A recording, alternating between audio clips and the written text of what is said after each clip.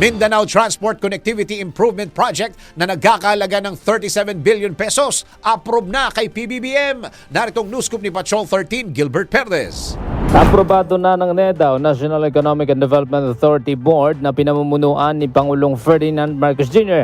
ang isang proyekto na naglalayong pagandahin ang infrastruktura ng transportasyon sa buong Mindanao. Sa ika-21 pulong ng NEDA Board na idinaos sa Malacanang, lumusot nga sa lupon ang Mindanao Transport Connectivity Improvement Project o yung MTCIP na pangunahan ang pagpapatupad ng DPWH na nagkakalaga ng 37 billion pesos. Sinabi naman ni DPWH Secretary Manuel Bunoan na ang MTCIP ay susuporta sa layunin ng departamento na palakasin ang transport network sa buong Mindanao kung saan tiyak daw na makikinabang ang sektor ng agrikultura ng bansa. Dagdag pa ng opisyal, bahagi ang MTCIP ng mas malaking plano para sa Highway Network Development Project na naglalaman ng mga pangunahing proyekto mula sa Hilagang Luzon, Gitnang Luzon, Visayas at Mindanao.